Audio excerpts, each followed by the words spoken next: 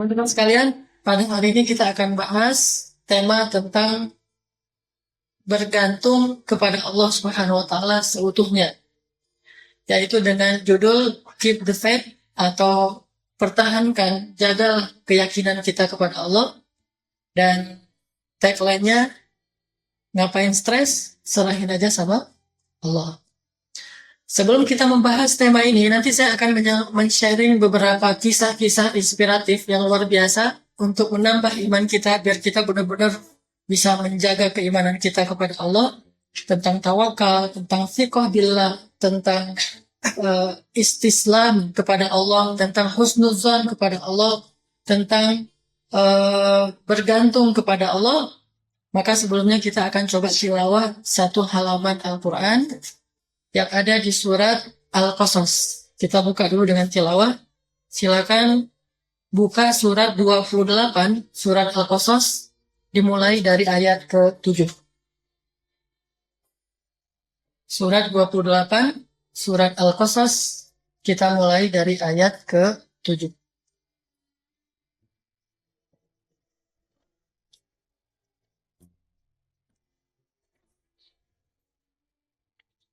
Ya, ayat ke-7 surat Al-Qasas. A'udzu billahi minasy syaithanir rajim.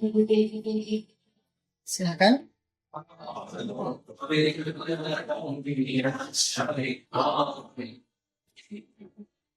Bismillahirrahmanirrahim.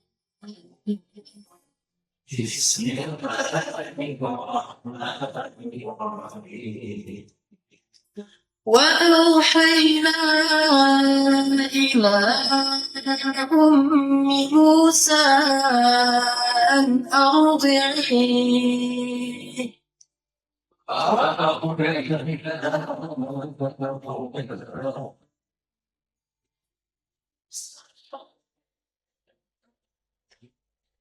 فإذا خفت عليه فألقيه في اليم ولا تخافي ولا تحزني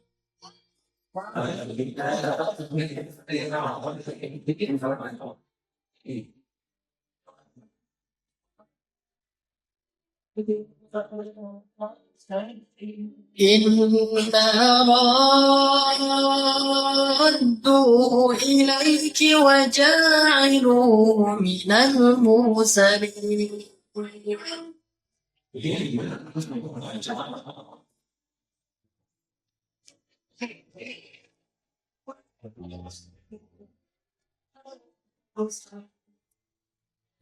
فالتقطه آل فرعون ليكون لهم عدوا وحسنا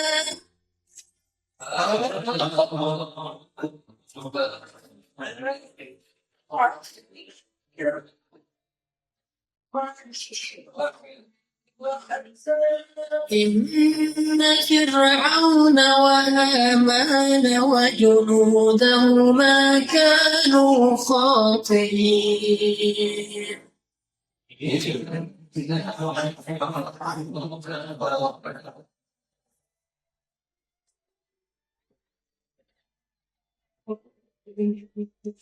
وقالت امرأة فرعون قرة عين لي ولك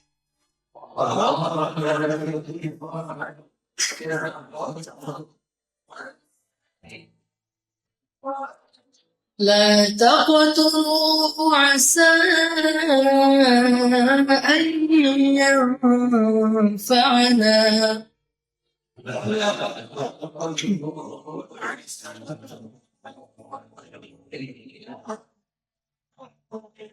أو نتخذه ولدا وهم لا يشعرون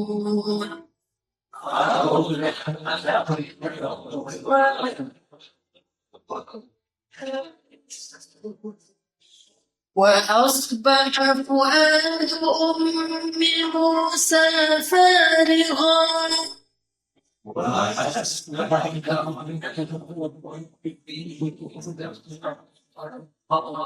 إن كادت لتبدي به لولا أن ربطنا على قلبها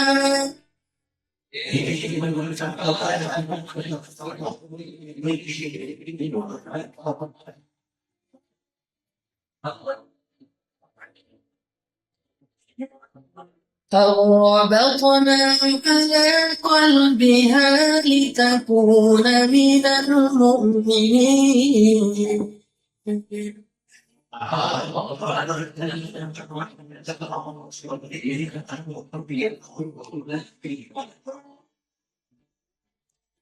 وقالت لأخته قصي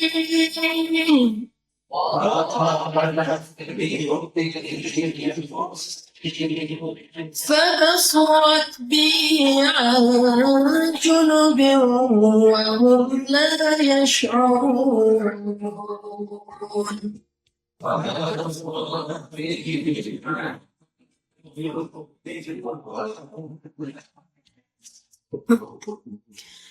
وحرمنا عليه المراضع من قبل فقالت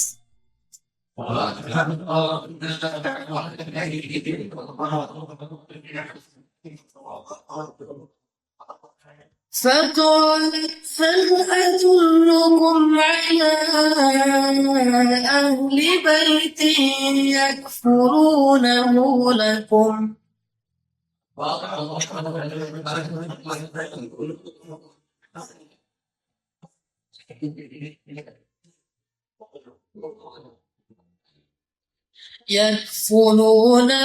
لكم وهم له ناصحون.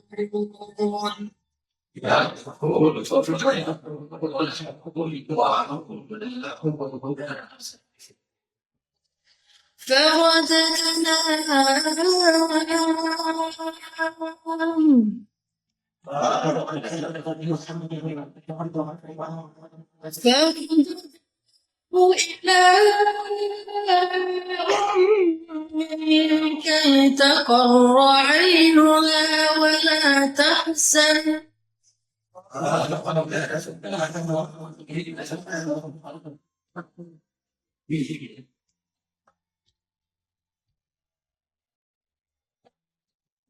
ولتعلم أن وعد الله حق ولكن أكثرهم لا يعلمون.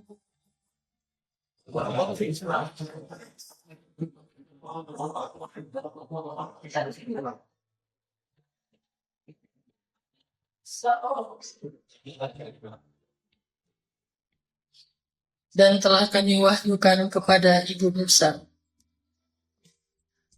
susuilah anakmu itu. Maka jika kamu khawatir dengan keselamatannya, hanyutkanlah ia ke dalam sungai Nil. Dan janganlah kamu takut, janganlah kamu bersedih. Sesungguhnya kami pasti akan mengembalikannya kepadamu dan menjadikannya termasuk di antara rasul-rasul.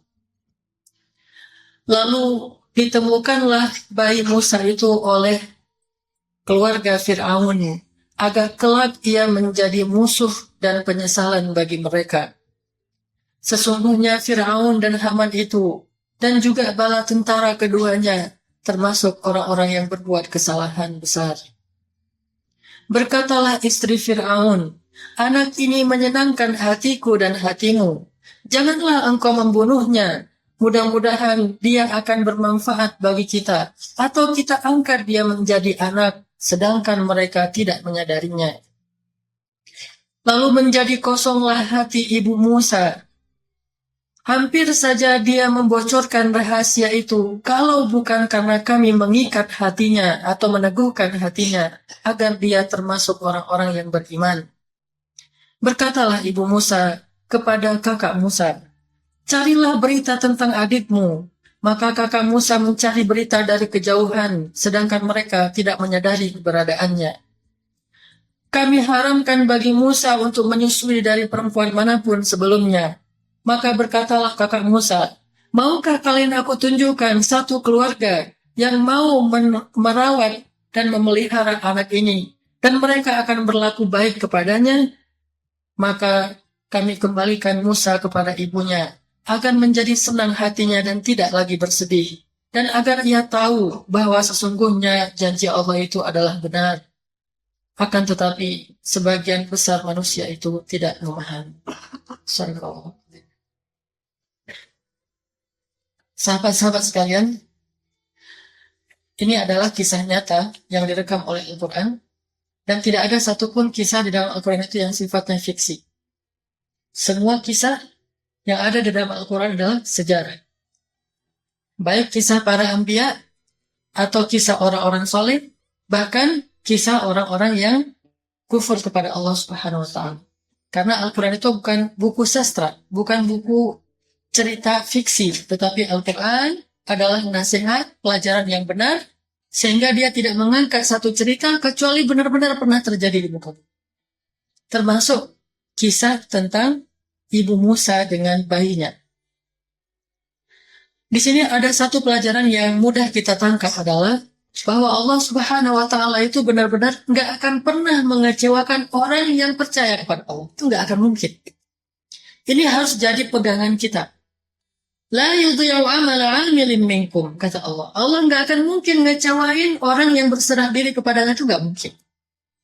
Allah nggak mungkin ngecewain orang yang mengangkat kedua tangannya kepada Allah, itu nggak mungkin. Mustahil. Sampai Nabi bersumpah mengatakan, demi Allah, Allah itu malu jika melihat hambanya mengangkat kedua tangan, kemudian Allah tidak mengabulkan doanya, itu Allah malu. Mustahil Allah akan mengabaikan orang yang mengangkat kedua tangannya dan meminta kepada Allah SWT. Makanya, kenapa harus pusing? Kenapa harus stres? Kenapa harus bingung ketika kita menghadapi masalah hidup? Bukankah ada Allah? La tahzan, kata Nabi kepada Abu Bakar. Inna Allah ma'ana. La tahzan bukan cuma jangan sedih, tapi juga jangan khawatir, juga jangan berputus asa, karena al-hazan dalam bahasa Arab itu adalah sedih yang membuat seseorang itu khawatir dan berputus asa. Maka la tahzan artinya jangan berputus asa. La tahzan, jangan khawatir. La tahzan, jangan stres. Kalau untuk anak muda, la tahzan, jangan galau. Ada Allah Subhanahu wa Ta'ala yang menyelesaikan semua masalah setiap hari. Allah setiap hari sibuk menyelesaikan masalah hambanya, mengurus hambanya. Gimana ayatnya di surat Ar-Rahman? Yas'aluhu man fis samawati wal ardh. Semua yang ada di langit. Siapa yang ada di langit? Banyak makhluk Allah yang ada di langit.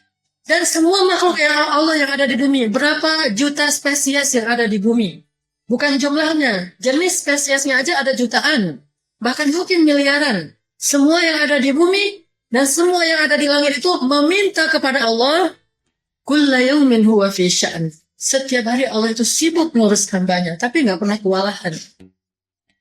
Jadi kenapa harus merasa sendiri, merasa bingung, merasa putus asa? Bukankah ada Allah Subhanahu wa Ta'ala dalam setiap hari kita? Dan yang luar biasanya lagi, Allah bukan cuma ada, tetapi Allah juga siap untuk menolong setiap hambanya yang meminta pertolongan kepada Allah. Dan siapapun yang datang kepada Allah, nggak mungkin Allah akan membuat dia kecewa. Mustahil. Ini yang harus kita pegang, baru nanti muncul as-siqah billah, husnuzan kepada Allah, dan akhirnya berbuah kepada tawakal Allah. Saya akan sampaikan beberapa kisah bukti bahwa Allah nggak mungkin ngecewain orang yang percaya sama Allah dan menyerahkan urusannya kepada Allah. Pertama adalah kisah Hatim bin Al-Asam, seorang tokoh zuhud yang paling terkenal dalam sejarah Islam, hidup di tahun 200-an Hijriah. Hatim namanya Al-Asam itu gelarnya. Al-Asam itu dalam bahasa kita disebut dengan orang yang tuli. Summum bukmun umyun asam. Tuli banget bahkan. Kenapa Hatim orang yang soleh ini disebut sang tuli?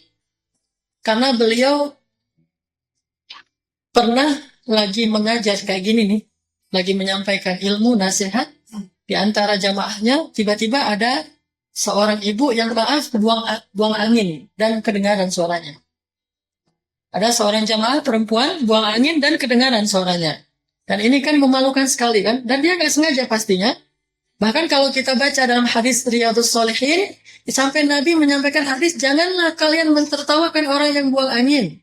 Kenapa kalian mentertawakan sesuatu yang kalian juga melakukannya?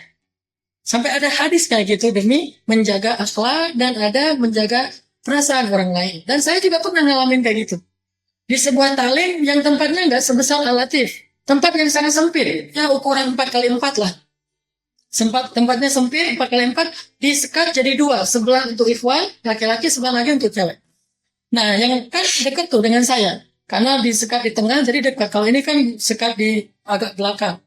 Jadi yang perempuan ternyata lagi talim kentut. Dan saya mendengar.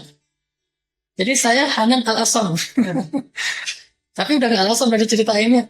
Kalau Hatim mah gak diceritain orang yang tahu gitu. Dia maaf buang angin, terus kedengaran. Saya dengar. Yang laki-laki yang di sebelah juga dengar, yang perempuan juga dengar. Karena suaranya kencang dan kedengaran semuanya. Saya lagi talim, saya lagi menyampaikan materi kayak gitu.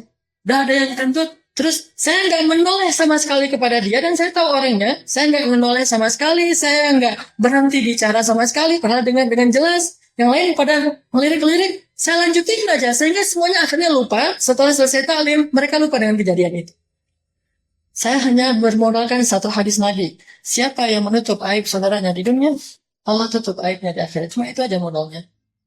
Sehingga bahkan kalau saya tersenyum aja, berarti saya sudah membuka aib saudara saya. Nanti Allah akan membuka aib kita yang membuat orang bukan cuma tersenyum, mentertawakan kita di akhirat.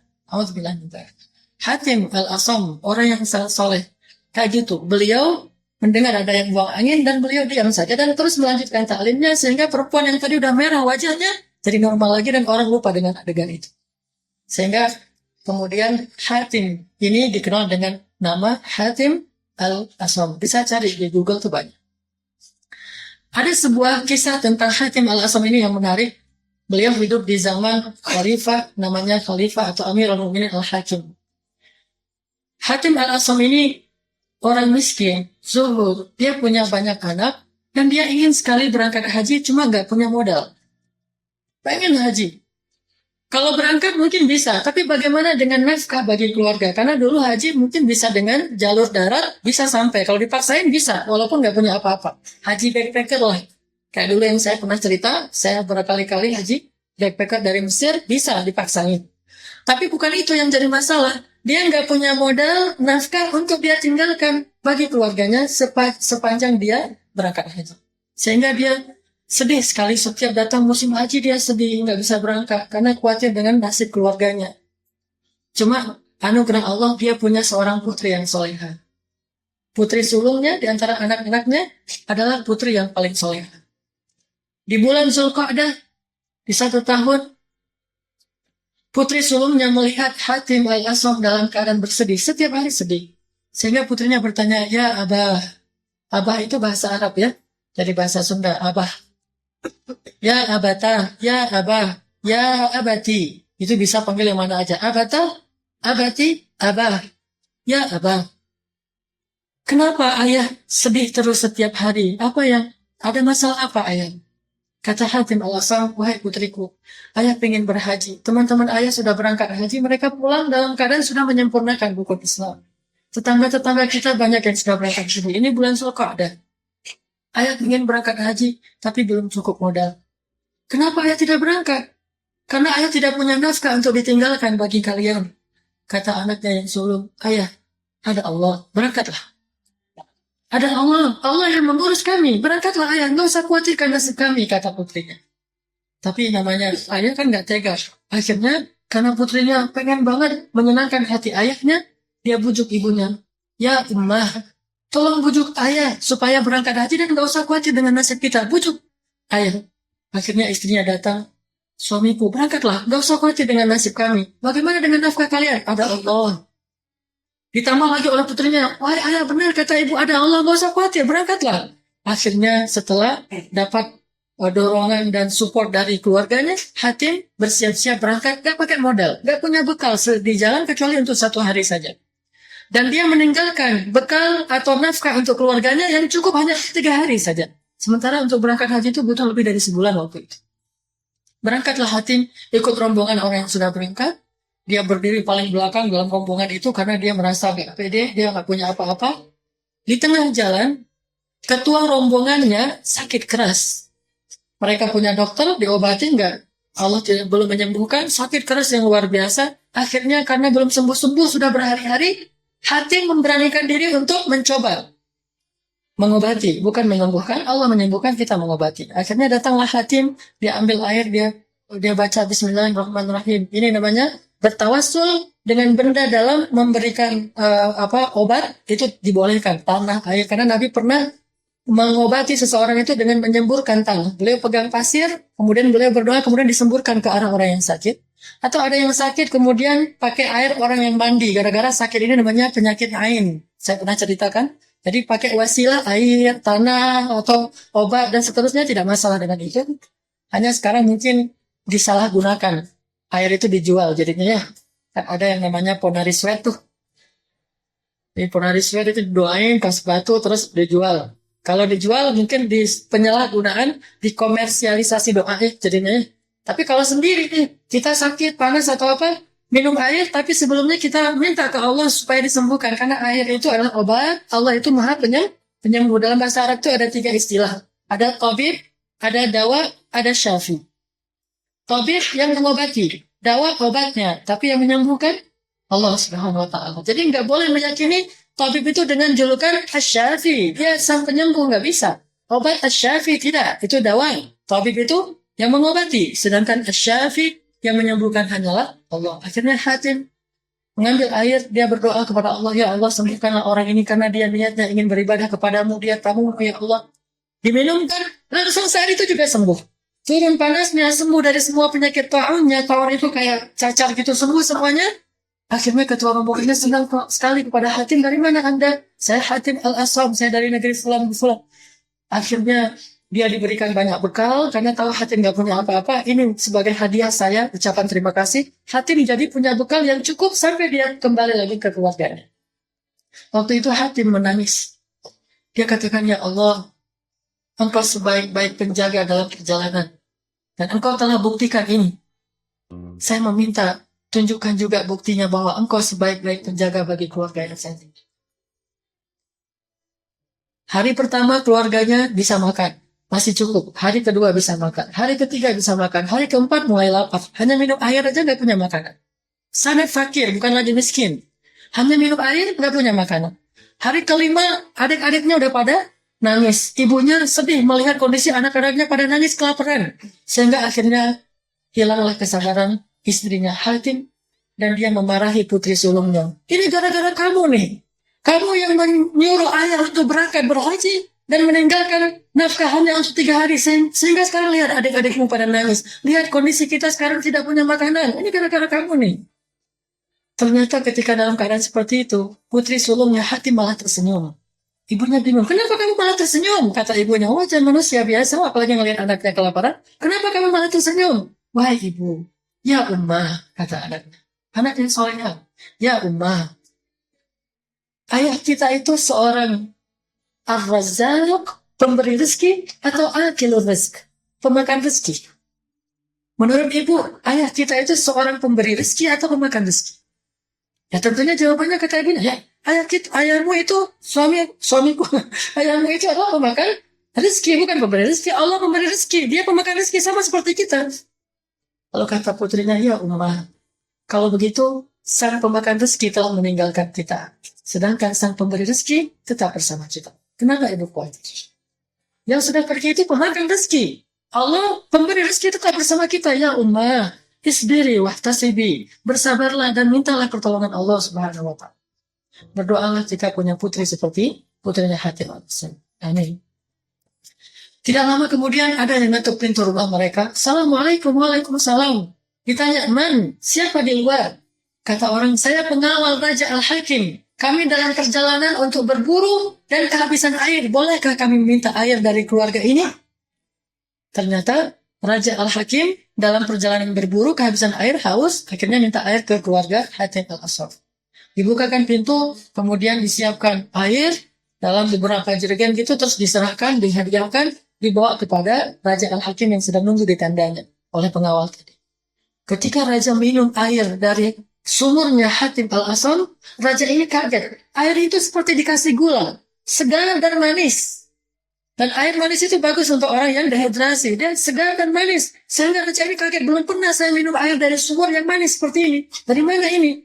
Disebutkan dari rumah seorang laki-laki, seorang ahli ibadah namanya Hatim Al-Asam. Kalau gitu, bawa saya ke rumah itu. Saya ingin kenalan dengan keluarga soleh itu. Dibawalah. Mana Hatim Al-Asam? Dia sedang berangkat haji.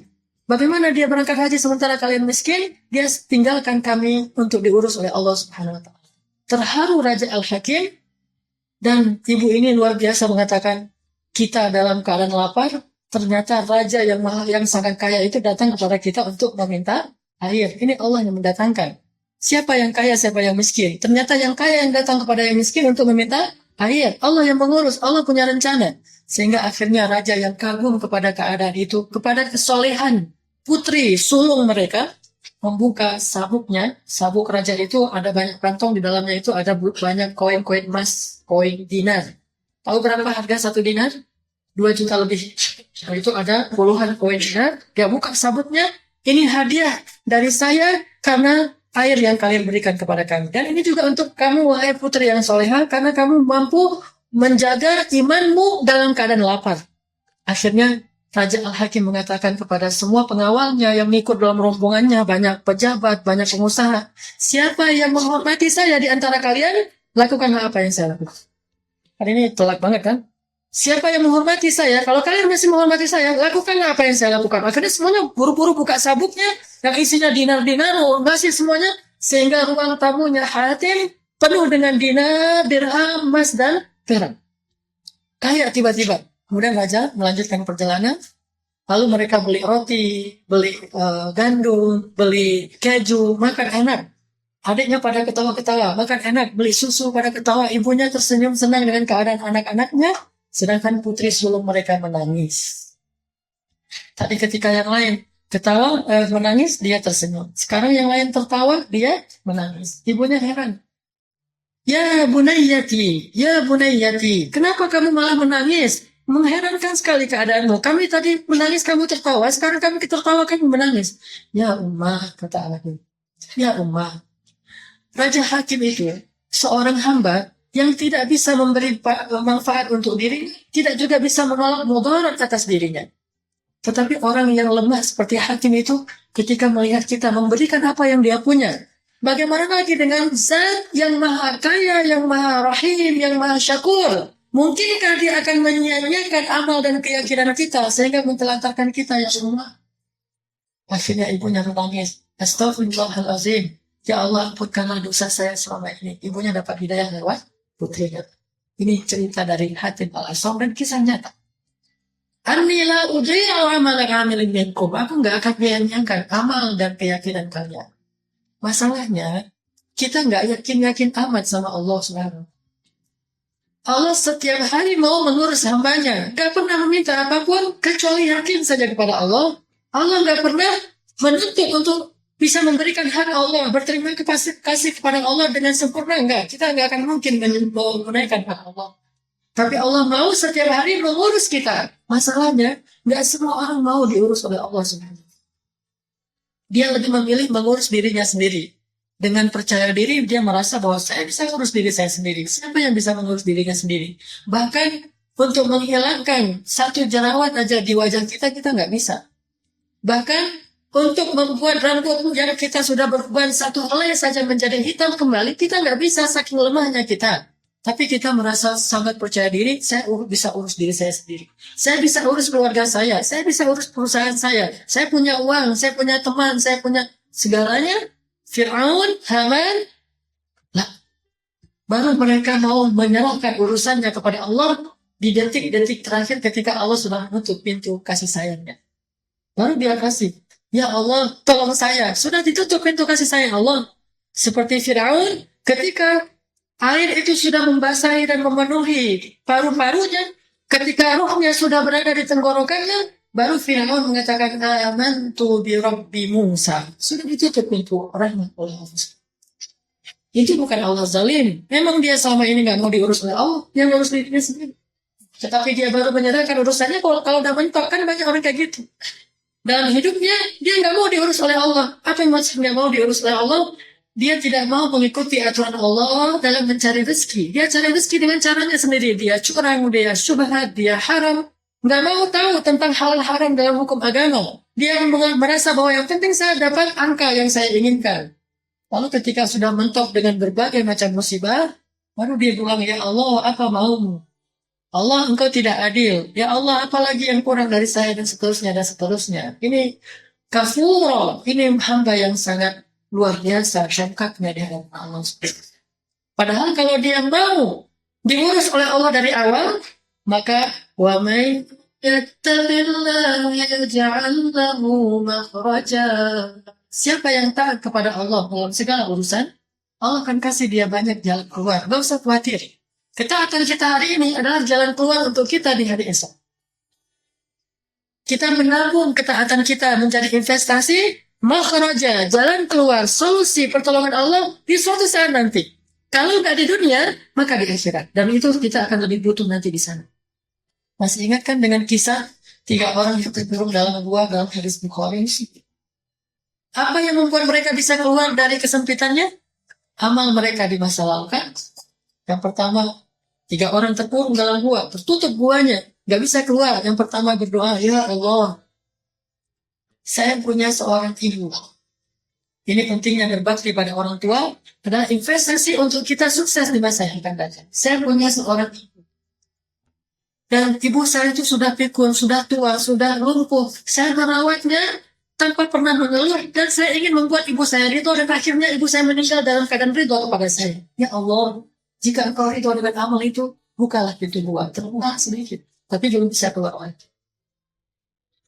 Orang yang kedua mengangkat tangannya. Ya Allah, saya punya pekerja. Saya selalu wafat. Wafat itu menyempurnakan hak. Lebih dari jatahnya. Di atas UMR. Dan tidak pernah telat. Saya punya pekerja yang membantu saya di rumah saya selalu wafat kepada dia.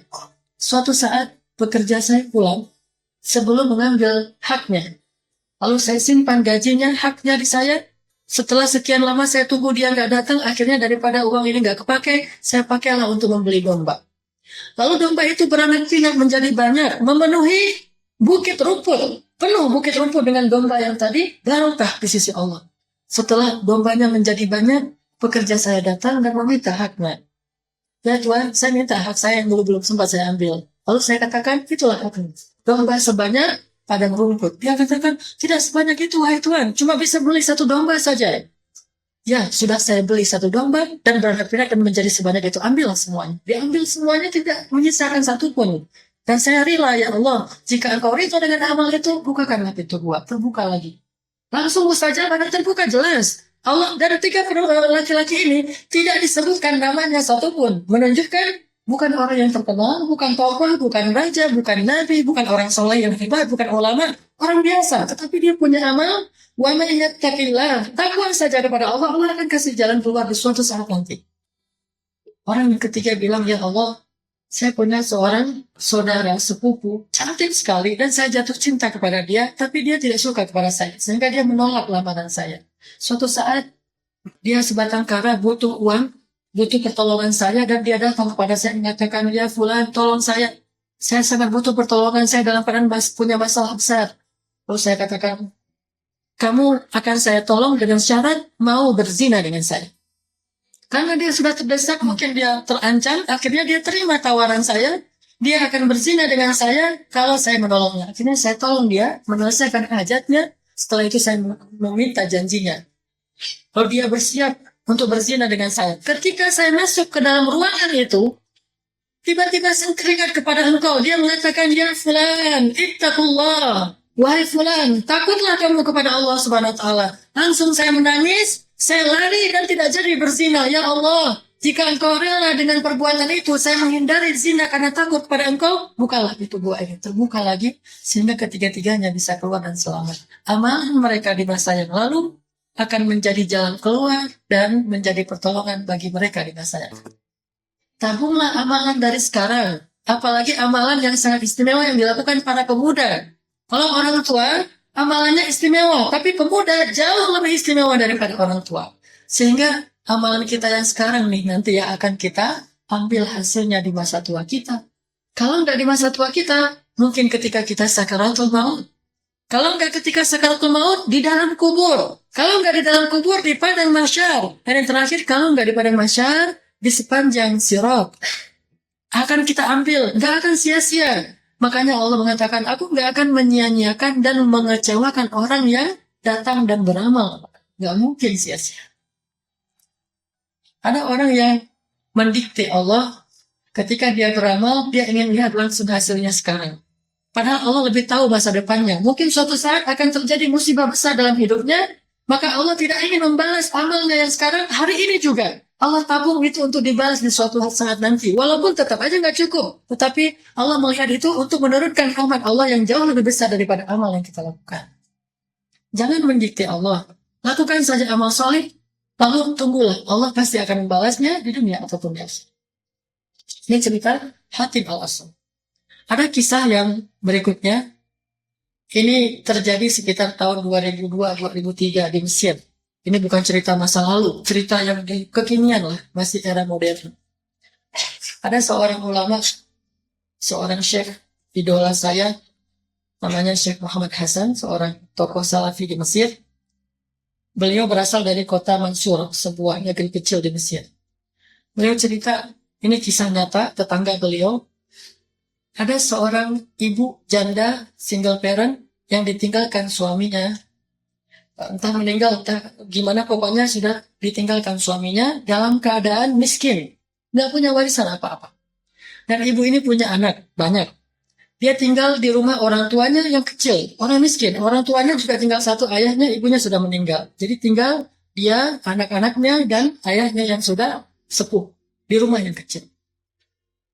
Dia bekerja sehari-hari membantu orang di pasar, membantu orang di rumahnya, apapun serabutan yang bisa dia lakukan, yang penting bisa kasih makan anak-anaknya dan ayahnya. Suatu saat Allah kasih musibah, anaknya sakit keras. Sakit yang tidak sembuh-sembuh. Dan dia tidak mampu membawa anaknya ke dokter. Jangankan ke dokter, untuk makan saja susah. Sampai suatu malam, anaknya itu demam tinggi, panas luar biasa, sampai mengigau, kemudian juga keluar kayak bentul kayak orang cacar juga di tubuhnya, sakit luar biasa, sehingga ibu ini nggak punya apa-apa untuk diberikan selain kasih air putih kemudian dikompres. Kompres, kalau udah hangat, ganti lagi airnya, dikompres lagi dengan Bismillah, kasih air putih sambil menangis, sampai akhirnya anak itu tidur. Ketika malam itu anak itu tidur, maka ibunya wudu, membentangkan sajadah, kemudian salat 2 rakaat. Dalam sujudnya, karena dia orang Arab bisa bahasa Arab dan bisa dibaca di dalam sujud apapun asal bahasa Arab, karena doa di dalam sujud itu mustajabah, tapi harus pakai bahasa. Dia katakan, ya Allah, sesungguhnya Engkau maha tahu keadaan saya. Suami telah meninggalkan saya sebatang kara, saya single parent, saya nggak punya siapa-siapa. Orang tua saya sudah sepuh, saya orang miskin, sekarang anak saya sakit. Jangankan untuk ngasih obat, malam ini sampai jam 1 malam, kami pun belum makan sama sekali dari tadi siang. Gak punya apa-apa ya Allah.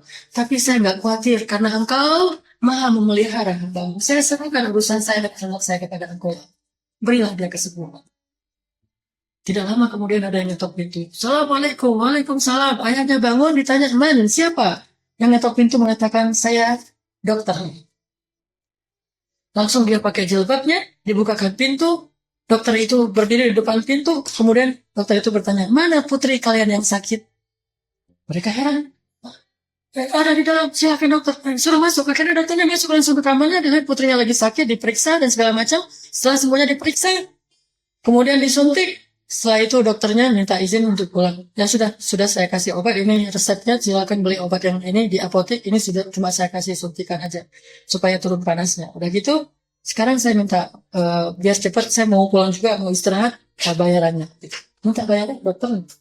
Mereka bilang, ya dokter, kami nggak punya uang, kami nggak punya apa-apa, jangankan itu membayar dokter, kami makan aja belum sampai sekarang. Dokternya marah, terus ngapain kalian telepon saya jam 1 malam kalau kalian nggak punya uang? Ya dokter, di rumah kami ini nggak ada telepon. Siapa yang telepon Anda? Kami nggak telepon. Yang tadi yang telepon saya suruh anaknya putrinya lagi sakit, suruh datang buru-buru. Karena putrinya panas tinggi, siapa? Nggak, kami nggak punya telepon. Kami nggak punya telepon di rumah kami ya dokter. Dokternya tegur. Kemudian ditanya, apakah ini benar alamatnya? Ditunjukkan alamatnya sesuai dengan yang tadi ditelepon. Benar ini alamatnya. Terus mana laki-laki yang tadi telepon? Tidak ada kecuali ayah saya yang sudah tua. Bukan, masih muda suaranya. Nggak ada ya dokter. Akhirnya dokternya sadar, ada keajaiban yang terjadi di antara mereka. Lalu dokternya bertanya, apa sebetulnya masalah kalian? Apa yang terjadi? Apa yang kamu lakukan? Dia ceritakan, jam 1 malam, tadi saya sedang sujud lama dan meminta kepada Allah agar Allah menolong saya. Jam 1 malam, dokter itu dapat telepon dari seseorang. Akhirnya dokter ini menangis, dia terharu, dia balik lagi ke kamarnya, diperiksa lagi, kemudian dia pergi ke apotek, dia beli obat, dia selesaikan urusannya, kemudian dia tinggalkan uang untuk bisa hidup 1 bulan bagi keluarga ini. Dan sejak saat itu, setiap bulan, dokter ini mengirimkan uang untuk memberikan nafkah kepada keluarga yang miskin ini. Allah subhanahu wa ta'ala, hasbunallah. Makanya Allah berfirman di surat At-Talaq, وَمَنْ يَتَّقِ اللَّهَ يَجْعَلْ لَهُ مَخْرَجًا وَيَرْزُقْهُ مِنْ حَيْثُ لَا يَحْتَسِبُ وَمَنْ يَتَوَكَّلْ عَلَى اللَّهِ وَمَنْ يَتَوَكَّلْ عَلَى اللَّهِ وَمَنْ يَتَوَكَّلْ عَلَى اللَّهِ فَهُوَ حَسْبُهُ. Siapa yang bertawakal kepada Allah, cukuplah Allah baginya. Kenapa kita merasa kurang? Karena kita tidak butuh bertawakal kepada Allah. Makanya Allah nggak pernah cukup bagi kita. Kita selalu mengatakan, cukuplah Allah bagi saya jika ada uang. Cukuplah Allah bagi saya jika ada pekerjaan. Cukuplah Allah bagi saya jika kita selalu memberi syarat. Berarti tawakal kita belum butuh. Padahal Nabi SAW bersabda, kalau kalian bertawakal kepada Allah dengan haqqa tawakkuli, dengan tawakal yang seutuh-utuhnya, tawakal yang sebenar-benarnya, tawakal yang tidak ada cacatnya, benar-benar yakin kepada Allah, ala kulli syai'in qadir, Allah akan memberi kalian rezeki seperti Allah memberi rezeki kepada burung. Kenapa kita nggak pernah melihat keajaiban seperti ini dalam hidup kita? Karena iman kita pun tidak ajaib. Kenapa kita hanya melihat Allah memperlakukan kita dengan cara yang wajar, yang logis? Karena iman kita itu sangat wajar dan logis. Coba kalau iman kita iman yang ajaib, iman di atas rata-rata, iman bil ghaib, bukan cuma iman bis syahadah. Iman bis syahadah itu iman ilmiah. Iman bil ghaib, iman di atas ilmiah, yaitu iman rabbaniyah. Kalau kita bisa imannya rabbaniyah, dengan bermodalkan Allah, nggak mungkin menyia-nyiakan hambanya yang yakin kepadanya. Dengan bermodalkan Allah itu ala kulli syai'in qadir, tanpa syarat, tanpa batas, maka Allah akan tunjukkan mujizat-mujizat yang besar dalam kehidupan kita. Tapi seringkali kita imannya bersyarat dan terbatas. Katakanlah dalam urusan sakit. Kita bisa tawakal dan yakin Allah menyembuhkan kalau sakitnya cuma sakit gigi, cuma sakit kepala, cuma demam, hal-hal yang sepele. Tapi ketika sakitnya kanker stadium 4 dan tingkat lanjut, kita tidak pernah yakin bahwa Allah menyembuhkan.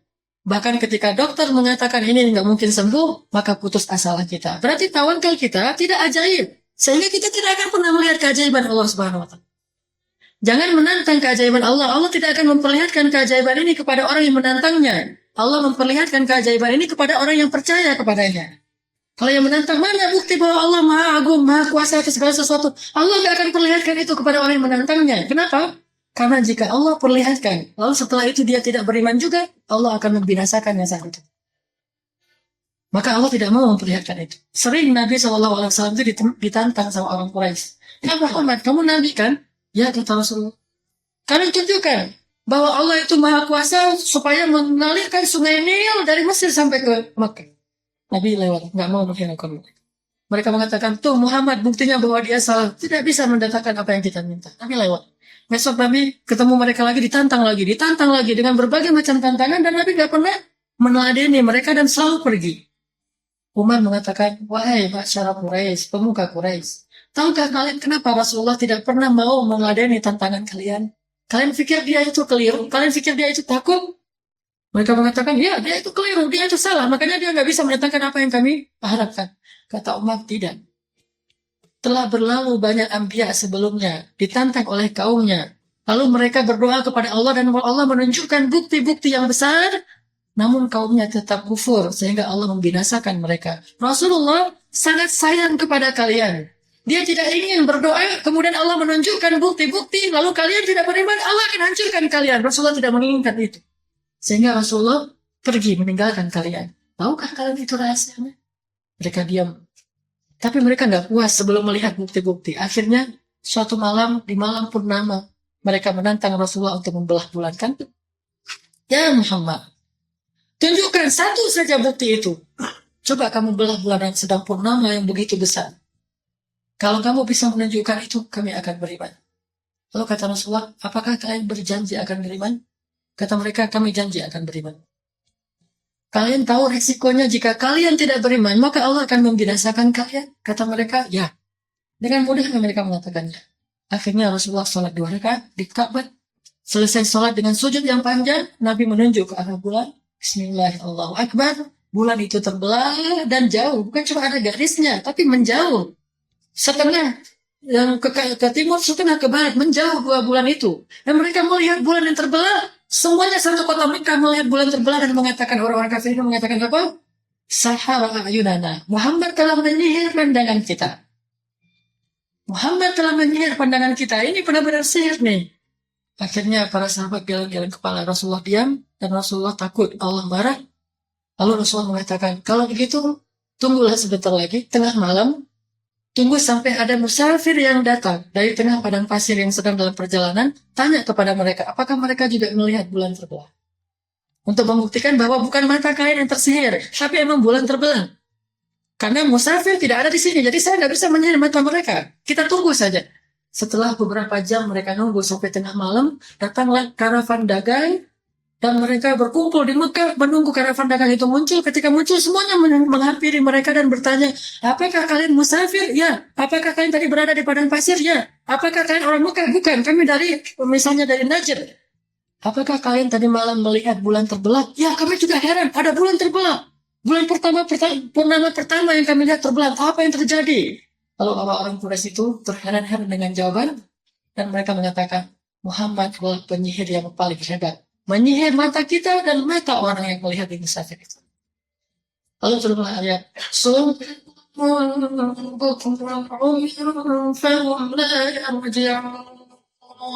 Apa kutukan Allah kepada mereka? Apa kecelakaan yang Allah timpakan kepada mereka? Bukan ditenggelamkan dalam lautan. Bukan ditenggelamkan dalam bumi. Bukan dihancurkan seperti Ad dan Samud. Tapi yang lebih parah dari itu, khatamallahu ala qulubihim. Itulah kecelakaan yang Allah berikan kepada mereka. Ditutup hatinya. Summa qasat qulubukum min ba'di dzalik. Kalau sudah ditutup hatinya, maka sawa'un 'alaihim, sama aja. A'anzartahum am lam tunzirhum la yu'minun. Kamu ingatkan mereka, tidak kamu ingatkan mereka, mereka tidak akan pernah beriman lagi. Sudah ditutup. Hatinya sudah dikunci mati oleh Allah Subhanahu wa taala. Dan itu gara-gara mereka sudah melihat banyak bukti kebesaran Allah tapi tidak beriman. Makanya untuk melihat keajaiban Allah itu ada 2. Satu dengan menantang Allah tapi resikonya berat banget. Yang kedua, yakinlah sama Allah dengan keyakinan yang ajaib. Allah akan tunjukkan juga bukti-bukti yang ajaib. Kenapa keajaiban-keajaiban ini terjadi di masa lalu? Di masa sekarang jarang sekali. Karena hanya orang di masa lalu yang soleh-solehnya tingkatnya ajaib. Sekarang solehnya tingkatnya ashabul yamin. Dulu solehnya tingkatnya wasabiqun as-sabiqun. Sullatun minal awalin. Tapi sekarang wa qalilun minal akhirin. Sehingga karena qalilun orang yang beriman dengan tingkat seperti itu, maka qalilun juga, sedikit juga, jarang juga kita melihat keajaiban-keajaiban seperti yang pernah terjadi di masa. Ini terjadi pada seorang ibu di Mansurah. Ada lagi kejadian lain, kisah yang mungkin saya pernah menyampaikannya di masa Umar bin Khattab. Tentang seorang ayah dengan anaknya. Ada seorang laki-laki datang kepada Umar bercerita. Umar ini orang yang suka mendengar kisah-kisah nasihat yang baik dari orang lain. Ada seorang laki-laki datang kepada Umar berkisah. Ya Amirul Mukminin, saya seorang suami, saya punya istri. Waktu itu ada panggilan jihad, sedangkan istri saya sedang dalam keadaan hamil besar. Ada panggilan jihad. Lalu saya mendaftar. kepada pasukan prajurit Islam untuk ikut serta dalam jihad. Sebagai seorang laki-laki muslim, ketika ada panggilan jihad, dia maka mendaftarkan dirinya. Karena ini wajib. Tapi istri saya menghalangi saya. Dia mengatakan, wahai suamiku, kali ini cobalah engkau minta uzur kepada khalifah, kepada Amirul Mukminin, supaya memberikan uzur kepadamu agar tidak ikut jihad. Karena saya sedang hamil tua, sebentar lagi saya mau melahirkan. Kita nggak punya siapa-siapa. Saya butuh engkau di sisiku, wahai suamiku. Kata suaminya, wahai istriku, bersabarlah. Ini panggilan yang sangat besar, dan saya tidak mau melewatkan kesempatan emas berjihad di jalan Allah bersama kaum muslimin. Kata istrinya, tapi saya sedang hamil tua. Saya butuh engkau di sisi saya. Tapi saya ini kesempatan yang paling penting. Akhirnya setelah lama berdiskusi, suaminya istikharah. Istikharah berkali-kali. Setelah berkali-kali istikharah, hatinya makin mantap untuk berangkat jihad. Setelah dia mantapkan hatinya, dia katakan, wahai istriku, saya sudah istikharah, maka saya akan putuskan, saya akan tetap berangkat. Mudah-mudahan Allah memberikan makhraja, jalan keluar bagi kita. Karena suaminya dan kekeh, istrinya melepaskan dengan berat hati. Sebelum suaminya berangkat, suaminya berdoa sambil mengelus-ngelus perut istrinya yang sedang hamil. Suaminya mengatakan, ya Allah, wahai zat yang maha menjaga dan sebaik-baik menjaga, aku titipkan bayi yang ada dalam kandungan istriku ini kepada engkau. Engkaulah sebaik-baik yang mengurus. Aku titipkan bayi ini kepadamu, engkau sebaik-baik yang mengurus. Setelah itu dia berangkat. Ketika dia sampai ke medan jihad, selang beberapa minggu kemudian, dia mendengar berita istrinya sudah meninggal dunia. Dia sangat terpukul, dia sedih. Akhirnya dia kembali ke Madinah, dia minta izin untuk kembali karena istrinya meninggal. Sampai di Madinah, dia pergi langsung ke kuburan istrinya yang sudah dikuburkan. Yang mengherankan, dia melihat kuburan istrinya itu mengeluarkan asap yang sangat banyak. Kayak orang diazab kubur. Dia takut istrinya berbuat dosa ketika dia sedang di luar. Dia bertanya kepada para tetangga, apakah istri saya berzina ketika saya tinggalkan? Kata para tetangga, tidak. Dia seorang perempuan yang soleha. Apakah istri saya meninggalkan sholat? Justru dia qawwamah sawwamah. Qawwamah artinya ahli tahajud, sawwamah artinya ahli puasa sunnah. Apakah istri saya ini pernah berhutang kepada kalian sehingga menzalimi hak kalian? Kata mereka tidak. Terus apa dosanya? Apakah dia syirik? Kata mereka tidak. Terus kenapa keluar asap? Sehingga membuat suaminya penasaran, digalilah kuburan itu. Ketika digali, dia temukan istrinya sedang duduk di dalam kuburan sambil menggendong bayinya dan bayi itu menangis. Padahal tadi meninggalnya belum sempat melahirkan. Istrinya duduk, tapi dalam keadaan sudah meninggal. Sambil menggendong bayinya dan bayinya menangis. Wah, ini terjadi zaman sekarang, orang udah pada lari. Pocong, apa, segala macam. Orang dulu, orang soleh tidak percaya dengan syabah. Syabah itu hantu, nggak ada syabah. Saya tanya ke profesor filsafat di Al-Azhar, ketika pelajar kuliah filsafat, ya Syekh, ya Ustaz itu bahasa Arab, artinya profesor, ya Ustaz. Ma ra'yuka fi syabah? Apa pendapatmu tentang syabah, hantu? Kamu dari Indonesia ya? Karena pertanyaan orang Indonesia itu suka aneh-aneh. Zibalah, pertanyaannya sampah gitu kata beliau. Nggak ada syabah, itu nggak ada hantu. Nggak ada halusinasi kalian. Setan ada, jin ada, tapi hantu tidak ada. Orang yang sudah meninggal sudah selesai urusannya dengan manusia. Tidak ada lagi gentayangan. Artinya ini laki-laki ini melihat istrinya dalam keadaan sudah meninggal, duduk di dalam kuburnya sambil menggendong bayinya dan bayi itu menangis. Sudah beberapa hari tidak makan. Diambil bayi itu, istrinya dibaringkan, kemudian dikuburkan lagi. Lalu laki-laki ini menangis di atas kuburan istrinya. Astaghfirullahaladzim, ya Allah ampunkanlah dosa saya. Zalamtu nafsi, ya Allah. Saya telah menzalimi diri saya sendiri. Orang-orang heran. Ya ayuhar rajul, kenapa kamu menangis? Bukankah Allah telah memberikan kamu kebaikan dengan anakmu masih tetap hidup? Kenapa kamu menangis? Dia katakan, ya Allah, sungguh saya tidak sempurna dalam berhusnuzon kepada engkau. Seandainya saya sempurna dalam berhusnuzon kepada engkau, saya telah serahkan anak dan istri saya kepada engkau. Tapi waktu itu dengan takdirmu saya hanya mengatakan, ya Allah, aku titipkan bayi ini kepadamu. Dan saya lupa mengatakan, dan ibunya.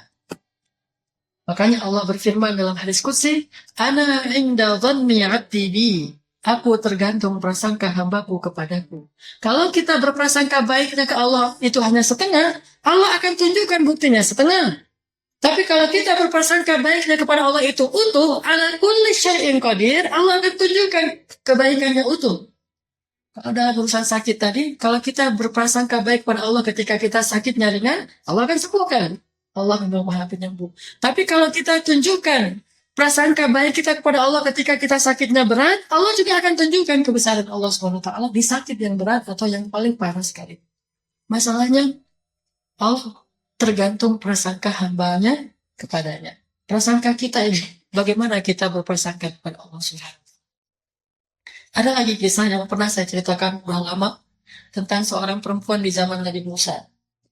Apa julukan Nabi Musa? Kalimullah. Artinya bisa langsung berbicara dengan Allah live walaupun di balik hijab. Jadi nggak lewat Jibril. Kalau nabi-nabi yang lain itu lewat Jibril. Jadi kalau bahasa kita mah SMS. Kalau Nabi Musa telepon.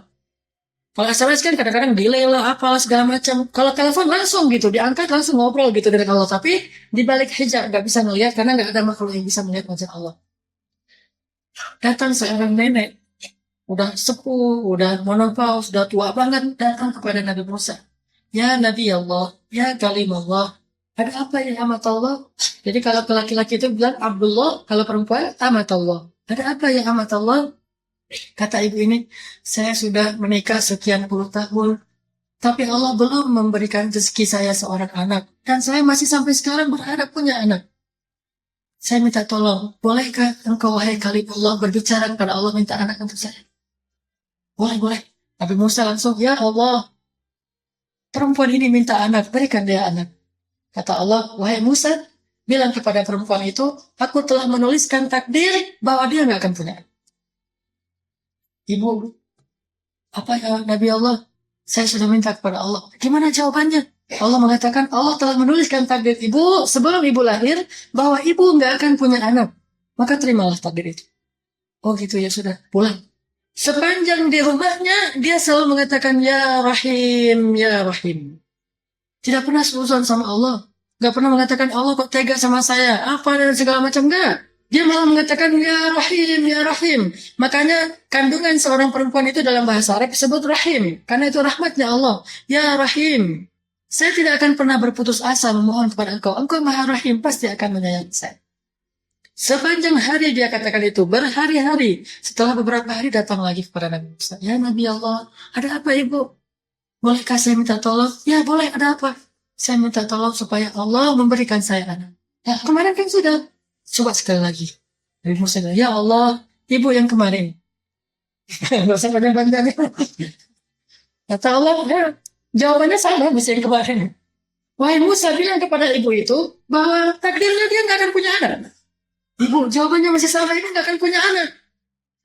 Ya sudah pulang. Ya Rahim, ya Rahim. Dia menangis, dia sholat, dia meminta kepada Allah, ya Rahim. Saya tidak akan pernah berputus asa. Engkau Maha Rahim. Balik lagi, ya Nabi Musa, ibu, mintalah kepada Allah agar Allah berikan saya anak. Nabi Musa minta dan jawabannya masih sama, ya ibu, takdirnya gak akan punya anak. Takdir itu udah selesai, sudah ditulis, pena telah diangkat, kertas telah kering, sudah selesai. Jadi ibu terima saja, ridho saja, mudah-mudahan Allah memberikan pahala dari kesabaran. Pulang lagi, ya Rahim, ya Rahim, ya Rahim, gak balik-balik lagi dalam waktu yang lama. Setelah sekian lama dia gak datang, tiba-tiba ibu nenek ini datang sambil menggendong bayi. Nabi Musa heran, bayi siapa itu? Bayi saya. Langsung Nabi Musa masuk ke ruang mihrabnya, minta berdoa kepada Allah dan mengatakan, ya Allah, tolong jelaskan kepada saya gimana ceritanya ibu yang tadi bisa punya anak. Karena kau mengatakan takdirnya nggak akan punya anak, kenapa sekarang punya anak? Ya Allah, gimana ceritanya nih si ibu bisa punya anak? Lalu Allah mengatakan, ya Musa, setiap kali aku kasih tahu ke dia akan punya anak, dia pulang sambil mengatakan, ya Rahim, ya Rahim. Aku katakan lagi dia nggak akan punya anak, dia bilang, ya Rahim, ya Rahim. Aku katakan lagi, dia bilang, ya Rahim, ya Rahim. Ya Musa, sesungguhnya rahmatku mendahului takdirku. Maka aku ubah takdirnya dengan rahmatku agar dia punya anak. Walaupun sudah nggak mungkin punya anak secara ilmiah. Dia punya anak, kisahnya pada zaman Nabi Musa. Dan ini ada dalam hadis sahihnya Rasulullah SAW. Jangan pernah suuzon sama Allah. Jangan pernah membatasi yakin kita kepada Allah. Karena ketika kita membatasi iman kita kepada Allah, Allah juga akan membatasi miracle, mukjizat dalam hidup kita.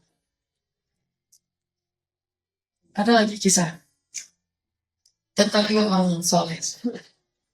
Dua orang yang soleh, dan kisah ini kalau di Arab terkenal sekali nih. Hadisnya juga sahih. Dua orang yang soleh, tapi tinggal di pulau yang berbeda. Yang satu kaya, yang satu miskin. Dua-duanya soleh, dua-duanya aman.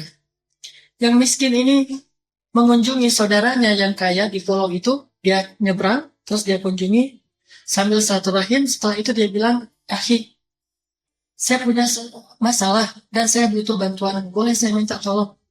Kata orang yang kaya, "Boleh, boleh. Apa yang bisa saya tolong?" Kata dia, "Saya butuh pinjaman uang senilai sekian, sekian, sekian." Tidak disebutkan angkanya. Beberapa puluh dinar lah. Kata dia, "Oh boleh, boleh, boleh. Saya punya." Sebentar. Dia masuk, dia ambil uang beberapa puluh dinar, dia berikan kepada saudaranya yang miskin yang minta hutang. Setelah diberikan, dia tanya, "Terus sekarang saksinya siapa nih? Bahwa kamu berhutang kepada saya." Gitu. Kata orang yang miskin, "Si A ini, Allah yang jadi saksi, gimana? Mau nggak?" "Oh kalau Allah yang jadi saksi, saya mau banget. Allah itu maha menyaksikan. Allah itu maha luar biasa. Sama-sama soleh." Yang A, yang miskin ini soleh dan melibatkan Allah, bukan untuk mencari keuntungan pribadi. Yang B ini lebih soleh lagi. Dia kalau Allah yang melibatkan, dia lebih senang daripada melibatkan manusia. Manusia bisa disogok, Allah tidak. Gimana kalau Allah yang jadi saksi? Kata dia, "Oh Allah sebaik-baik saksi." Coba lihat. Kalau yakinnya utuh, nanti kita akan lihat mujizatnya. Tapi kalau yakinnya berbagi dengan makhluk, maka Allah juga akan berbagi dengan makhluk dalam menunjukkan pertolongan. Ketika kita meyakini pertolongan Allah itu tapi berbagi dengan makhluk, dengan perantaraan, dengan banyak syarat, Allah juga akan menolong kita dengan banyak syarat dan banyak perantaraan. Yang ini nggak pakai. Dia langsung mengatakan, "Oh ya, kalau Allah yang jadi saksi, Allah sebaik-baik saksi, selesai sudah." Terus dia tanya lagi, "Terus kalau nanti kamu nggak bisa membayar, jaminannya apa?" Kata si A, "Saya nggak punya apa-apa. Gimana kalau Allah saja yang menjamin?" "Oh, kalau Allah sebaik-baik penjamin." "Oh, oke, dua-duanya tuh luar biasa soleh, dua-duanya amanah." Yang satu nggak cari kesempatan ya, amanah. Yang kedua juga, saya percaya ke orang lain. Cuma mungkin kalau dipraktekkan di zaman sekarang, insya Allah tetap nggak akan kecewa, kecewa dengan makhluk tapi nggak akan kecewa dengan Allah. Jadi nggak ada cerita gara-gara kita percaya kayak gitu tuh, terus kita jadi rugi. Nggak, rugi yang hari ini akan Allah ganti dengan berlipat ganda di hari yang lain. Masalahnya kita nggak percaya sama Allah secara utuh. Allah yang menjamin, boleh nggak gitu? Karena dia juga nggak mau maksa kan, boleh nggak? Kata saudaranya, boleh banget.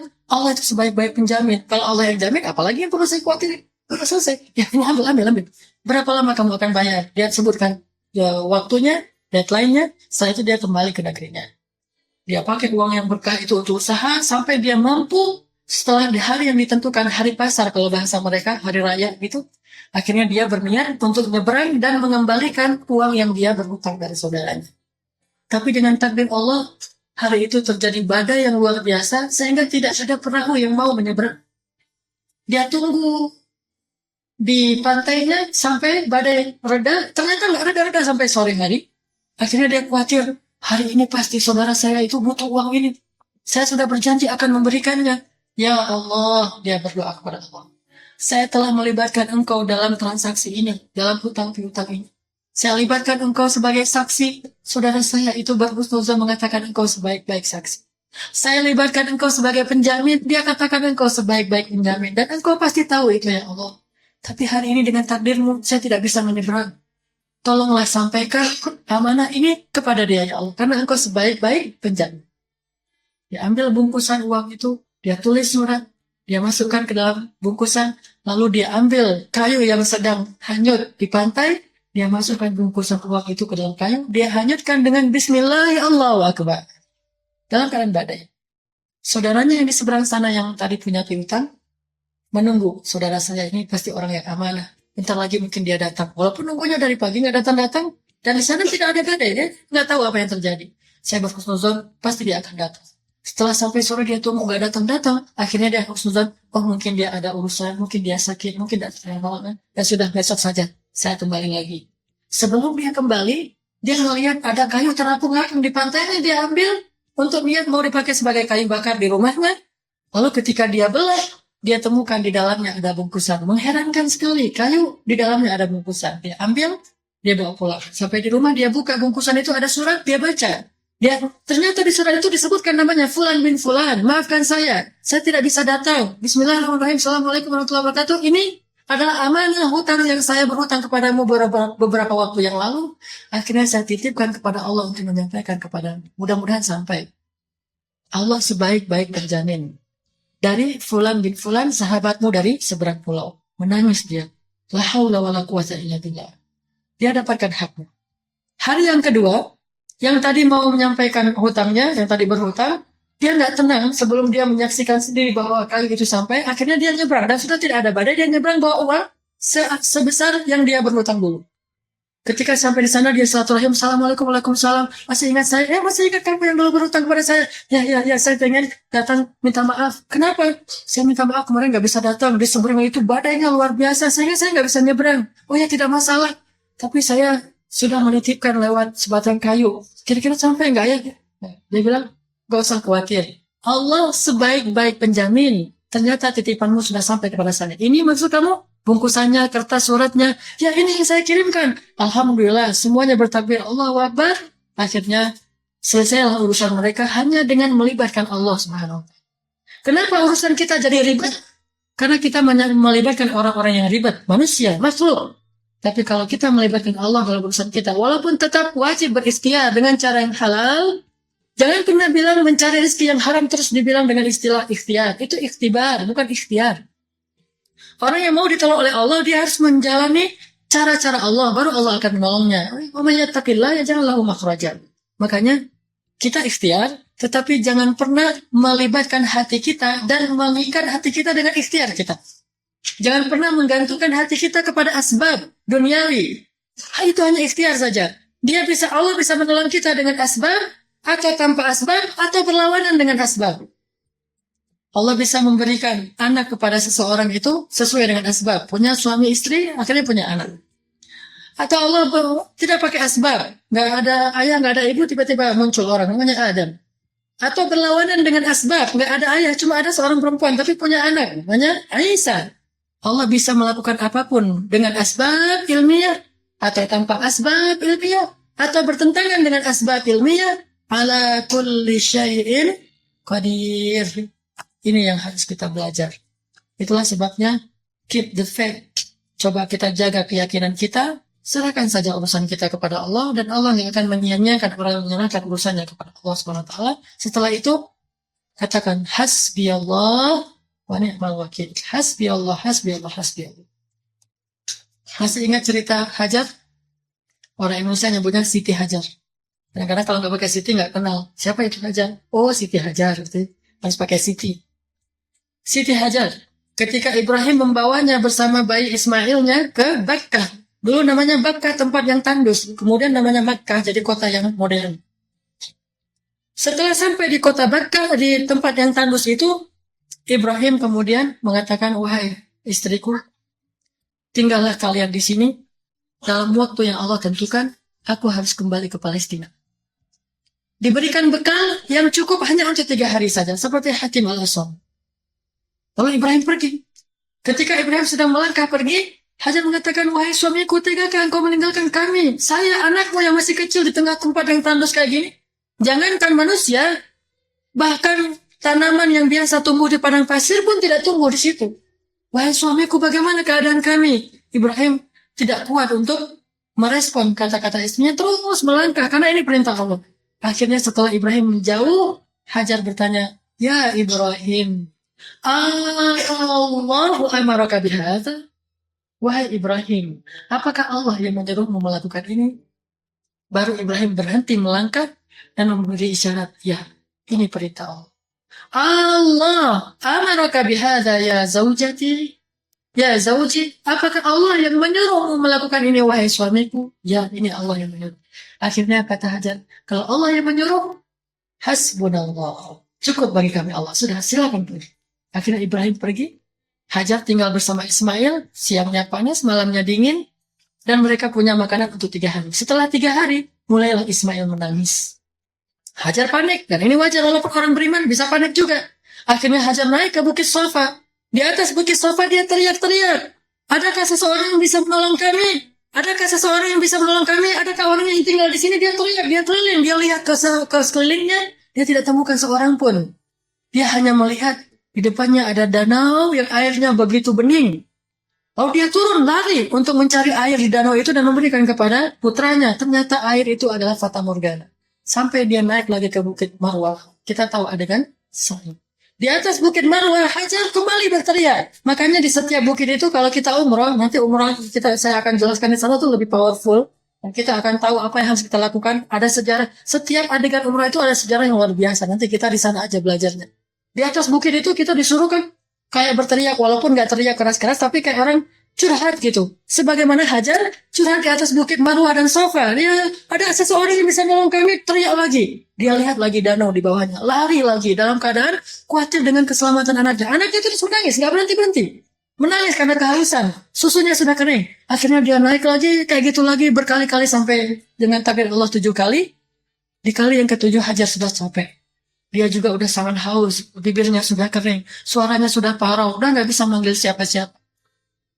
Dan dia tidak melihat kecuali fata morgana yang sama. Akhirnya dia bersimpuh di atas Bukit Safa. Dia mengatakan, ya Allah. Tadi dia tidak panggil Allah, dia panggil manusia.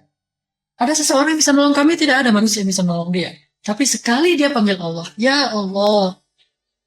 Ketika suami saya meninggalkan saya bertanya, apakah engkau ya Allah yang menyuruhnya melakukan ini? Dia katakan benar. Lalu saya katakan, cukuplah Allah bagi saya. Allah, engkau tidak akan menyanyiakan keimanan saya. Tiba-tiba bayi Ismail yang tadi menangis meraung-raung, tiba-tiba berhenti. Nggak ada suara lagi sama sekali. Hajar langsung kaget, lagi pernah. Suara Ismail berhenti. Kaget Hajar langsung menyelesaikan doanya dan mencari bayinya dari kejauhan karena nggak kelihatan. Dia berlari, dia takut Ismail sudah meninggal atau pingsan karena kehausan. Dia lari, ketika mendekat dia lihat di samping Ismail ada sesosok manusia dengan jubah putih, sorban putih, duduk di samping Ismail dan memberikan Ismail air dari semacam cawan yang terbuat dari emas.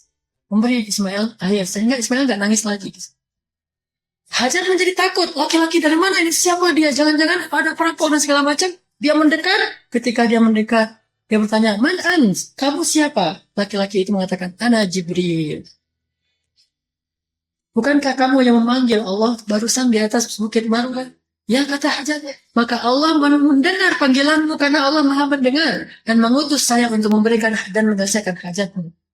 Ini Zam-Zam. Sudah ditekan dengan dilepaskan dengan kaki Jibril, keluar mata air Zam-Zam, dan bejana itu atau cawan itu yang terbuat dari emas adalah cawan yang berasal dari surga, diberikan kepada Ismail. Kemudian Jibril menghilang dan sejak saat itu negeri itu dikenal dengan nama Makkah yang subur dengan Zam-Zam, tanamannya, ternak-ternaknya sampai hari ini. Dan Zam-Zam, airnya nggak pernah putus dari dulu sampai sekarang. Dan luar biasanya, berkah. Apa itu berkah? Kalau mau tahu definisi berkah, lihat aja Zam-Zam. Itulah yang disebut dengan berkah. Apa itu? Berkah itu sesuai dengan kebutuhan. Itu berkah. Asal dibutuhkan, ada. Nggak pernah kurang. Kalau nggak dibutuhkan, dia tidak akan merugikan kita. Mubazir nggak? Itu berkah. Zam-Zam, ketika jamaah haji membludak, haji akbar, orang berjuta-juta datang ke Makkah sekaligus, cukup air Zam-Zam untuk mereka semua. Tapi ketika Mekah sepi, di bulan-bulan yang tidak ada haji dan tidak boleh umrah kecuali untuk orang setempat, jumlah yang umrah itu cuma hitungan ratusan atau ribuan, Zam-Zam tidak membanjiri kota Mekah. Itu yang disebut dengan berkah. Rezeki yang berkah, ketika dibutuhkan ada. Ketika tidak dibutuhkan, dia tidak ada supaya tidak membazir dan menambah dosa kita. Itu yang disebut dengan berkah. Jadi kalau mau tahu apa itu berkah, lihatlah Zam-Zam dan menjemput keberkahan dengan berserah diri dan menyerahkan urusan kita kepada Allah Subhanahu. Mudah-mudahan nasihat-nasihat dari hadis, dari ayat, dan dari kisah-kisah tadi menambah keyakinan kita untuk selalu mengandalkan Allah dalam urusan kita. Jangan mengandalkan diri kita atau orang lain, kecuali hanya sebatas menggugurkan kewajiban ikhtiar. Bukan menemukan solusi, menggugurkan kewajiban ikhtiar. Sedangkan solusinya semata-mata hanya ada dalam genggaman Allah. Tabarakalladzi biyadihil mulk, di dalam genggaman Allah. Wa huwa ala kulli syai'in qadir. Itu modalnya. Mudah-mudahan bermanfaat.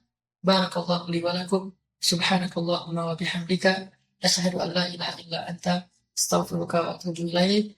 Mudah-mudahan malam ini adalah malam yang terbaik dalam hidup kita, menyambut bulan suci Ramadan dan menghiasinya dengan amal ibadah, salat tarawih, salat tahajud, zikir, tilawah Al-Quran, istighfar, puasa, dan seterusnya. Dan jangan lupa kita di Gerakan Pemuda Hijrah bulan Ramadan ini ingin beramal dalam dakwah dengan target 10 malam terakhir atau 7 malam terakhir Masjid Al-Latif akan penuh dengan anak muda untuk iktikaf, bukan taklim saja tapi iktikaf seramai sholat Jumat. Maka untuk itu mari kita sama-sama tolong menolong di jalan Allah untuk membantu program-program Al-Latif, program-program Gerakan Pemuda Hijrah untuk mengajak lebih banyak orang ke masjid dengan program takjilnya, sahurnya, nanti ada roadshow-nya, dan terakhir nanti ada acara festival Lailatul Qadar di akhir Ramadan insyaallah. Mari wa ta'awanu 'alal birri wat taqwa. Kalau dulu kita wa ta'awanu 'alal itsmi wal 'udwan, siang malam kita ta'awanu 'alal itsmi wal 'udwan. Sekarang coba kita ganti siang dan malam kita ta'awanu 'alal birri taqwa. Wassalamualaikum warahmatullahi wabarakatuh. Sejak Rasulullah wafat, berkali-kali Bilal minta izin kepada Abu Bakar untuk ikut jihad dan gak pulang lagi ke Madinah, pengen tinggal di tempat yang lain. Udah gak kuat lagi berada di Masjid Nabawi. Karena orang yang dia cintai telah wafat. Tapi gak diizinkan oleh Abu Bakar sampai akhirnya setelah sekian lama membujuk Abu Bakar bisa diizinkan, pergilah Bilal dan akhirnya Bilal tinggal di Syam. Kalau sekarang Suriah. Di sanalah Bilal menikah. Jadi selama ini dia asik dengan cintanya kepada Rasulullah sehingga nggak sempat mikirin pernikahan. Baru berangkat ke Syam, sampai di Syam Bilal menikah di sana. Menikah di sana, hidup di sana sampai setelah beberapa tahun berada di Syam, akhirnya bergantilah pemerintahan dari masa Abu Bakar ke masa Umar bin Khattab. Setelah beberapa tahun di Syam, pada suatu malam Bilal menangis. Malam-malam dia bangun nangis, gerung-gerung gitu kayak anak kecil. Istrinya nanya, "Ya Bilal, ada apa? Ada apa? Kamu mimpi buruk?" "Enggak, justru ini mimpi baik." "Mimpi apa?" "Aku mimpi ketemu dengan Rasulullah SAW." Dan Rasulullah bersabda, "Siapa yang melihat aku dalam mimpi, berarti dia melihat aku dalam kenyataan." Aku bertemu dengan Rasulullah di dalam mimpi dan Rasulullah berkata, "Ya Bilal, kami rindu kepadamu. Sudah lama engkau tidak mengunjungi kami ya Bilal." Setelah bangun dari mimpi itu, Bilal semakin rindu kepada Rasul, merasa bersalah udah lama gak menjenguk Rasulullah. Akhirnya Bilal pun memutuskan untuk, kalau bahasa kita mah umroh, memutuskan untuk ziarah ke makam Rasul. Berangkat Bilal dari Syam, umroh ziarah ke makam Rasul. Melihat Bilal masuk lagi ke kota Madinah, penduduk Madinah itu berasa seperti hidup lagi di zaman Rasul. Senang gitu, dan Umar sangat senang dengan kedatangan Bilal. Sehingga selesai Bilal sholat, selesai Bilal ibadah-ibadah sunnahnya, termasuk menjenguk atau berziarah ke makam Rasul dan Abu Bakar. Kemudian Umar berkata kepada Bilal, "Ya Bilal, sudah lama kami tidak mendengar suara azan darimu. Tolong kumandangkan sekali lagi azan seperti engkau mengumandangkannya di masa Rasul. Kami rindu ingin merasakan suasana di zaman Rasul." Benar Bilal, kata para sahabat yang lain yang ada di situ. Umar, kemudian Abdurrahman, beberapa orang sahabat, "Ya Bilal, azan, kami ingin mendengar suaramu seperti dulu kami mendengarnya di masa Rasul." Kata Bilal, "Saya tidak akan kuat." Kata mereka, coba dulu kamu usahakan karena kami ingin sekali mendengarnya. "Saya tidak akan kuat. Cobalah wahai Bilal demi kami supaya kami bisa semangat lagi dalam beramal soleh mengikuti perjuangan Rasulullah." Akhirnya karena udah dipaksa terus, Bilal pun mengumandangkan azan. Allahu Akbar, Allahu Akbar. Kota Madinah kaget mendengar suara Bilal. Orang-orang yang ada di rumah semuanya mengatakan, "Apakah Rasulullah sudah bangkit kembali? Apakah Rasulullah sudah bangkit kembali?" Mereka semuanya kaget dan bahagia, seolah-olah Rasulullah sudah bangkit dari kematiannya. Seperti Isa seolah-olah diturunkan kembali setelah dia diangkat ke langit. Satu kota Madinah tuh kaget bahagia gitu. Kayak seorang ibu yang kehilangan anaknya tiba-tiba mendengar suara anaknya dari jarak dekat dan ingin dipeluk segera anaknya itu. Saking rindunya mereka kepada Rasulullah. Allahu Akbar, Allahu Akbar. Pasar yang tadinya ramai tiba-tiba sepi mendengar suara Bilal yang masih sayup-sayup. Asyhadu an la ilaha illallah. Semuanya berlari keluar dari tempat-tempat kerja mereka, dari pasarnya, dari rumahnya. Semuanya berlari ke masjid. Ingin memastikan apakah Rasulullah sudah dibangkitkan kembali. Bahagia semuanya. Apakah Rasulullah sudah dibangkitkan? Apakah Rasulullah sudah hidup lagi? Semuanya bertanya dengan pertanyaan yang sama. Asyhadu an la ilaha illallah. Semuanya semangat datang ke masjid. Ngumpul, ramai banget. Kemudian ketika Bilal mengatakan, Asyhadu anna Muhammadar Rasulullah. Asyhadu anna. Gak sanggup lagi Bilal, berhenti di situ. Kemudian Bilal menangis dengan suara nangis yang luar biasa kerasnya. Lalu satu masjid menangis, lalu satu kota Madinah menangis. Sehingga para ulama mengatakan, tidak pernah kota Madinah menangis sedahsyat mereka menangis hari itu kecuali ketika Rasulullah wafat. Cuma 2 kali menangisnya kota Madinah paling dahsyat. 1 hari ketika Rasulullah wafat. 2 hari ketika Bilal kembali mengumandangkan azan dan mengucapkan asyhadu anna Muhammadar Rasulullah. Semuanya menangis. Semuanya merasa kehilangan Rasulullah. Semuanya merasa bahwa mereka ingin kembali di zaman ketika Rasulullah masih hidup. Lalu mereka bertanya setelah semuanya selesai menangis, ya Bilal, kenapa kamu tadi menangis? Kata Bilal, dulu biasanya kalau saya selesai mengumandangkan azan, saya akan datang ke hujrahnya Rasul. Hujrah Rasulullah itu kamarnya Rasul, rumah kecilnya Rasul. Selesai azan saya akan datang ke rumahnya Rasulullah dan memanggil, ya Rasulullah, as-salah, as-salah. Rasulullah nggak keluar sampai mendengar suara Bilal memanggil beliau secara khusus. Udah selesai azan, Bilal manggil Rasul, ya Rasulullah, as-salah, as-salah. Baru Rasulullah keluar dengan wajah berseri-seri. Sekarang bagaimana saya akan memanggil Rasulullah sedangkan Rasulullah sudah bersama kekasihnya yaitu Allah Subhanahu wa taala. Menangis lagi satu masjid, satu kota Madinah. Pokoknya hari itu adalah hari berkabung sekota Madinah. Hari menangisnya kota Madinah, saking rindunya mereka kepada Rasulullah. Bagaimana dengan kita ketika mendengar suara azan dan muazin mengucapkan nama Rasulullah Sallallahu Alaihi Wasallam? Di situ kelihatan apakah kita mencintai Rasulullah lebih dari apapun juga setelah Allah Subhanahu Wa Taala. Kalau tidak, fatarabbasu, hati-hati. Kalau tidak, fatarabbasu, tunggu aja. Na'udzubillah min dzalik. Berarti masih ada kemunafikan dalam hati kita. Bagaimana kita, apakah hati kita merasa gemetar, bergetar ketika kita mendengar suara seseorang mengatakan Muhammad sallallahu alaihi wasallam, Rasulullah sallallahu alaihi wasallam. Apakah hati kita bergetar seperti bergetarnya hati seorang kekasih ketika mendengar suara kekasihnya, nama kekasihnya disebutkan?